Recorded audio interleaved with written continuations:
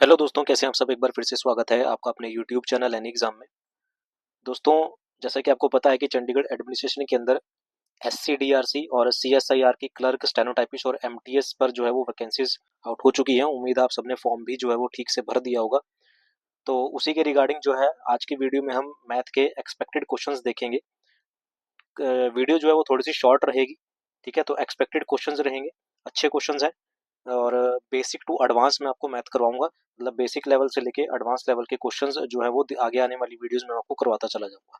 तो ये क्लास 1 है मैथ के एक्सपेक्टेड क्वेश्चंस की, और जो कि आपके पास क्लर्क, स्टेनोटाइपिस्ट और MTS की जो वैकेंसीज निकाली गई हैं इन सब के अंदर जो है वो पूछे जा सकते हैं। तो एंड तक वीडियो को जरूर देखिएगा, और वीडियो पसंद आए तो इसे लाइक, शेयर और क्लर्क, स्टेनोटाइपिस्ट और चंडीगढ़ एडमिन की किसी भी वैकेंसीज की प्रिपरेशन के लिए चैनल को सब्सक्राइब करना मत भूलिएगा। साथ ही साथ मैं आपको बता दूं कि कल की वीडियो जरूर देखिएगा। कल की वीडियो उन सब के लिए इम्पोर्टेंट है जो भी OBC कैटेगरी, SC कैटेगरी से बिलोंग करते हैं, ठीक है ना। जैसे क्लर्क एंड स्टेनोटाइपिस्ट की रिजर्व कैटेगरी की पोस्ट निकाली गई है, और MTS की जो है वो जनरल भी इसमें अंदर फिल कर सकते हैं। तो जो भी कैंडिडेट OBS और SC कैटेगरी से बिलोंग करते हैं, चाहे वो अदर स्टेट के हों, तो वो इस वीडियो को, जो कल की जो वीडियो रहेगी उसको जरूर देखिएगा। वो आपके लिए बेनिफिशियल रहेगी, ठीक है ना। आपको पता चल जाएगा कि आप जो आपने फॉर्म भरा है वो आपके लिए फायदेमंद है या नहीं है, ठीक है। तो चलिए आज का हम सेशन शुरू करते हैं और मैथ के एक्सपेक्टेड क्वेश्चंस देखते हैं। तो पहले क्वेश्चन की ओर आते हैं। बहुत बेसिक टू एडवांस यहाँ पर रहने वाला है पहला क्वेश्चन। और ध्यान रखिएगा कि मैं ये मान के चल रहा हूँ कि आपका जो बेसिक कंसेप्ट है इस मैथ के क्वेश्चन को करने का वो क्लियर है। आपने बेसिक कंसेप्ट को क्लियर कर रखा है, क्योंकि मेरा कोई इंस्टीट्यूट नहीं है या फिर मेरे कोई ऐसा कोई कोर्स नहीं है कि मैं आपको जो है वो चैप्टर वाइज क्वेश्चंस बेसिक से लेके सारा पूरा सिलेबस कंप्लीट कराऊं। तो मैं मिक्स क्वेश्चंस करवाऊंगा, ठीक है। हो सकता है आगे आने वाली वीडियो में आपको चैप्टर वाइज भी क्वेश्चंस करवा दूं, लेकिन फिलहाल मैं आपको मिक्स क्वेश्चंस करवाऊंगा, और ये मान के चल रहा हूँ कि आपका जो कंसेप्ट है मैथ का वो क्लियर है, ठीक है। तो हम सिर्फ क्वेश्चंस की प्रैक्टिस करेंगे यहाँ पर।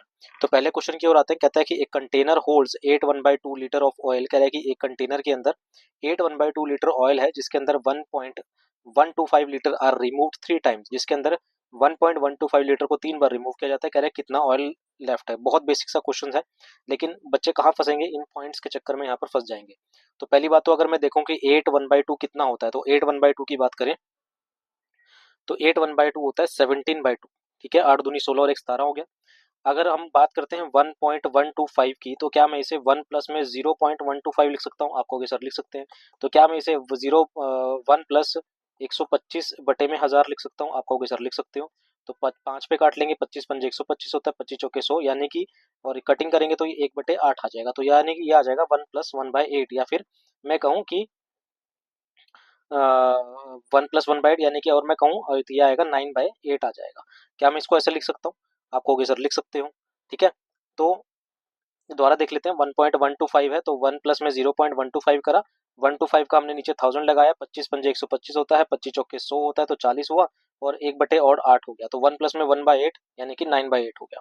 तो 9/8 को कह रहा है कि अगर मैं 9.9 इसको 1.125 की जगह मैं 9/8 लिख सकता हूँ।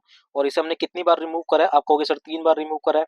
तो टोटल कितना रिमूव हो गया, ये आ जाएगा 27/8 टाइम रिमूव हो गया, ठीक है। तो हमने कितना रिमूव किया, टोटल 27/8 टाइम रिमूव किया।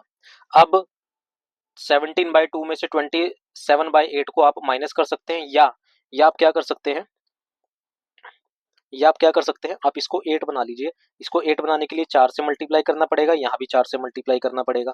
तो जब मैं इसको 4 से मल्टीप्लाई करूंगा तो ऊपर हो जाएगा 68, ठीक है ना। अब 17 चौके 68 होता है, और नीचे कितना हो जाएगा आपके पास 8 हो जाएगा। इसमें से हम माइनस कर देंगे 27/8, फ्रैक्शन नीचे डिनोमिनेटर सेम हो गया, और 68 में से 27 को माइनस करेंगे तो आपके पास आ जाएगा कितना, 8 में 7 गए 1, 6 में से 2 गए कितना हो जाएगा 4, 41/8। 41/8 को हम क्या लिख सकते हैं, 5 1/8 लिख सकते हैं। तो ऑप्शन नंबर ए आपके पास यहाँ पर करेक्ट हो जाएगा। तो बेसिकली इस तरह के क्वेश्चन को करने का मतलब ये है कि आप क्वेश्चन को कैसे सोच पाते हैं, ठीक है ना। आप किस तरीके से क्वेश्चन को अटेम्प्ट कर पा रहे हैं, वो चीज यहाँ पर आपको देखनी पड़ेगी।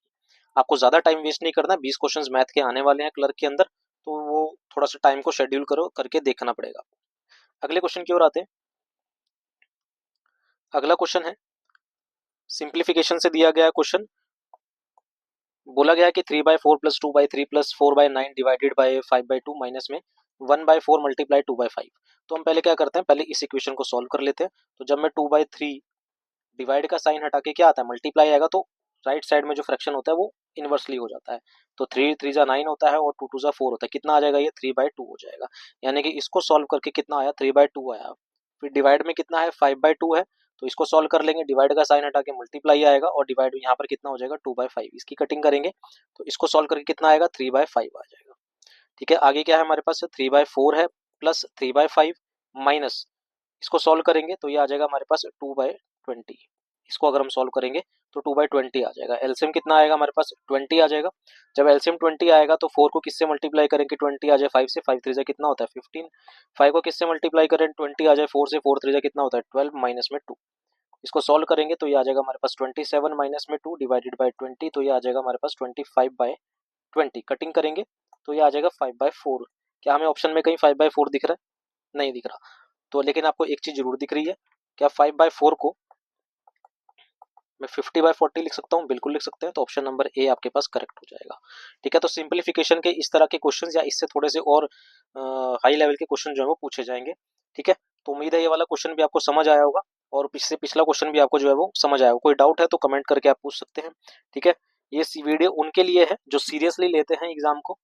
जो मजाक के तौर पे आए हैं प्लीज इस वीडियो को देख के मेरा टाइम वेस्ट और अपना टाइम वेस्ट ना करें।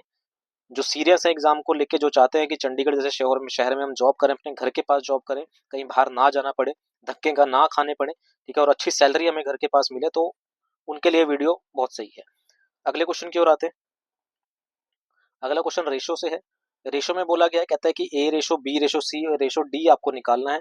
तो मैं ये मान के चल रहा हूँ कि आपके बेसिक कंसेप्ट सारे क्लियर हैं, आप सिर्फ यहाँ प्रैक्टिस के लिए आए हैं। तो ए रेशो बी की बात करें तो यहाँ पर 4:9 है। बी रेशो सी की बात करें तो 3:7 है। सी रेशो डी की बात करें तो 5:2 है।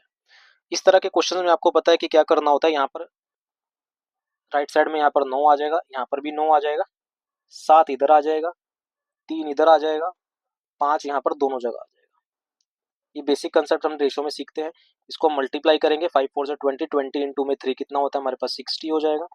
ठीक है, 3 5 जा 15 होता है और 15 इंटू में 3 5 जा 15 होता है। 15 इंटू में 9 करेंगे तो कितना आ जाएगा हमारे पास? 135 आ जाएगा। फिर आगे सॉल्व करेंगे, 5 9 जा 45 या 7 9 जा कितना होता है? 63 होता है। 63 इंटू में 5 करेंगे तो ये आ जाएगा 300 प्लस 15 कितना हो जाता है? 315 हो जाएगा। रेशो आगे करेंगे, 7 9 जा 63, 63 इंटू में 2 करेंगे तो 126 हो जाएगा। क्या मेरे को ऑप्शन में कहीं पर दिख रहा है? क्या मेरे को ऑप्शन में कहीं पर दिख रहा है? नहीं, तो मतलब यहाँ पर थोड़ी बहुत जो है वो कटिंग यहाँ पर होने वाली है। तो किस पे कटिंग होगी ये देख लेते हैं हम। यहाँ पर कटिंग करनी पड़ेगी। तो 3 5 3 8 और 1 9, 5 3 8 3 पे काट लेते हैं। 20 यहाँ पर कट जाएगा, 3 चौके 12, 3 पंजे 15 होता है। 3 एक में 3, 3 पंजे 15 हो जाएगा। 3 चौके 12, 3 दूनी 6, 20। ये ऑप्शन नंबर ए आपके पास जो है वो करेक्ट हो जाएगा। 20 45 105 और 42। तो ऐसे क्वेश्चंस आपको मिलेंगे जो आपको करने में तो आसान लगते हैं लेकिन थोड़ी सी कैलकुलेशन वो मांगेंगे। ठीक है ना, तो कैलकुलेशन स्पीड आपको थोड़ा सा बढ़ा के रखनी पड़ेगी। देखिए मेरी कैलकुलेशन स्पीड अभी लो हो चुकी है क्योंकि मैंने बिल्कुल 2.5 साल से कुछ नहीं छुआ मैथ के बारे में, लेकिन मेरे कंसेप्ट अभी भी क्लियर हैं। तो हो सकता है आपको ये लग रहा हो कि सर तो ऐसे यहाँ पर साइड में मल्टीप्लाई करके देख रहे हैं, भाई मेरे को करना पड़ेगा क्योंकि मेरी कैलकुलेशन अब उतनी नहीं है जितनी पहले थी जब मैं पेपर की एग्जाम की प्रिपरेशन कर रहा था। तो आपकी प्रिपरेशन स्ट्रांग होनी चाहिए। तो ध्यान रखिएगा आपके पास ऐसे इस तरह के क्वेश्चन पूछे जाएंगे जो कैलकुलेशन मांगेंगे। ठीक है, अगला क्वेश्चन है। अगला क्वेश्चन प्रॉफिट एंड परसेंटेज से है। बोला गया, कहता है कि एक रिटेलर है, marks his goods 40% above the cost price, he allow a discount, वो कुछ डिस्काउंट देता है और गेन करता है कितना? 19%। कुछ डिस्काउंट देने के बाद भी 19% का गेन हो रहा है। What was discount percentage? Discount percentage कितनी है? इस तरह के क्वेश्चन आपने परसेंटेज में करे होंगे, जहां पर कॉस्ट प्राइस, जहां पर मार्क प्राइस जो होती है, जो मार्क करते हैं मार्क प्राइस जो होती है वो कॉस्ट प्राइस से हाई रखी जाती है, कुछ डिस्काउंट दिया जाता है, फिर प्रॉफिट या लॉस होता है। तो इस क्वेश्चन को करने के बहुत सारे तरीके हैं, बेसिक कंसेप्ट है, रेशियो मेथड भी है इस क्वेश्चन को करने का। लेकिन मैं आपको एक फॉर्मूला बताता हूँ जो मैं हर बार बताता हूँ कि अगर इस तरह का क्वेश्चन आपको मिल रहा है, ठीक है ना, इस तरह का क्वेश्चन आपको देखने को मिल रहा है और आप क्विक अप्रोच अपनाना चाहते हैं तो आप एक फॉर्मूला ध्यान रखेंगे। वो फॉर्मूला क्या है? फॉर्मूला है आपके पास कॉस्ट प्राइस अपॉन में mark price is equal to 100 minus में discount percentage divided by 100 plus minus profit या फिर लॉस परसेंटेज। इस फॉर्मूले को आप ध्यान रखेंगे, इस तरह के क्वेश्चंस आप बहुत इजीली निकाल लेंगे। हालांकि इस क्वेश्चन को करने के बहुत सारे मेथड हैं। रेशियो मेथड से आप इसको कर सकते हैं, बेसिक कंसेप्ट से आप इसको कर सकते हैं, लेट करके कोई चीज आप कर सकते हैं। ठीक है, लेकिन मैं इस तरह के क्वेश्चन में जो है वो ये अप्रोच अपनाता हूँ। तो ये फॉर्मूला जो है वो मेरे को बहुत पसंद है, क्योंकि ये अच्छे अच्छे क्वेश्चन को निकाल देता है। कह रहा है कि एक रिटेलर है, उसने अपने गुड्स को मार्क करा कितना, 40% अबव द कॉस्ट प्राइस। तो यानी कि जितनी उसकी कॉस्ट प्राइस थी, तो मैंने 100 मान ली कि उसकी कॉस्ट प्राइस 100 थी, उसने 40% अबव मार्क करा, यानी कि 100 का 40% 40 उसमें ऐड करेंगे तो 140 हो जाएगा। कह रहा है कि डिस्काउंट कितने का है वो निकालना है हमने, और कह रहा है कि फिर भी प्रॉफिट कमा रहा है, गेन कितने कमा रहा है 19 का, तो 100 प्लस 19 कितना हो जाएगा, 119 हो जाएगा। इसको सॉल्व कर देंगे, आपके पास जो है वो आंसर यहाँ पर मिल जाएगा। कटिंग करेंगे पहले, तो 0 से 0 कट जाएगा, 2 5 जा 10 होता है, 2 7 जा 14 होता है, 7 1 जा 7 होता है, 7 1 जा 7, 7 7 जा 49, क्रॉस मल्टीप्लाई करेंगे तो ये कितना आ जाएगा, 85 इज इक्वल टू 100 माइनस में डिस्काउंट। तो यहाँ से डिस्काउंट कितना आ जाएगा, 100 में से हम माइनस कर देंगे 85, और कितना आ जाएगा ये 15%। ठीक है, तो ऑप्शन नंबर बी आपके पास यहाँ पर करेक्ट हो जाएगा। तो इस तरह का क्वेश्चन जब आपको परसेंटेज में या प्रॉफिट एंड लॉस में देखने को मिले, ठीक है, क्योंकि इस तरह के क्वेश्चंस को प्रॉफिट एंड लॉस में भी हम यूज कर लेते हैं, तो आप ये कोई फॉर्मूला ध्यान रखेंगे। ये फॉर्मूला बेसिक में नहीं आता, ये फुक्की अप्रोच अगर आपको अपनानी है तो वहां पर आप इसको यूज कर सकते हैं, अदरवाइज करने के बहुत सारे मेथड हैं। ठीक है, और मैं फिर से बार बार यही बात बोल रहा हूँ, आज जब आप इस वीडियो को देख रहे हैं तो मैं ये मान के चल रहा हूँ कि आपके कंसेप्ट जो है वो मैथ के क्लियर हैं। कैलकुलेशन भले ही वीक हो, लेकिन कंसेप्ट को क्लियर रखिएगा, क्योंकि कंसेप्ट क्लियर हैं तो पेपर में आपको दिक्कत नहीं आने वाली है। चलिए अगले क्वेश्चन की ओर आते हैं। अगला क्वेश्चन है, कह रहा है कि the mark price of a cycle is 8000, ये मार्क प्राइस आ गई। टू सक्सेसिव डिस्काउंट, ये भी परसेंटेज से है जिसमें डिस्काउंट के क्वेश्चंस बनते हैं। इट इज सोल्ड एज 5760, कह रहा है कि दो सक्सेसिव डिस्काउंट के बाद इसको 5760 में बेचा गया। अगर पहला डिस्काउंट 10% का है तो सेकंड डिस्काउंट कितने का होगा। इस तरीके के क्वेश्चंस भी बहुत अच्छे आते हैं, और ये क्वेश्चन भी आप रेशियो मेथड से भी कर सकते हैं, और ये क्वेश्चन आप बेसिक कंसेप्ट से भी कर सकते हैं। ठीक है ना, अब कैसे, कह रहा है कि कोई साइकिल थी जिसको हमने मार्क करा कितने पे, 8000 पे। फिर जब हमने पहला डिस्काउंट दिया तो कुछ मार्क प्राइस आया होगा, फिर हमने दूसरा डिस्काउंट दिया, और दूसरा डिस्काउंट देने के बाद ये दूसरा डिस्काउंट दिया, तीसरा दूसरा डिस्काउंट हम देने के बाद ये कितने में बिकी, 5760 में बिकी। ठीक है, और दूसरा डिस्काउंट है कितने का, 10% का, यानी कि 10% का डिस्काउंट देने के बाद मैंने चीज बेची कितने में होगी, 90% में बेची होगी। तो 90% की वैल्यू हमें दे रखी है 5760।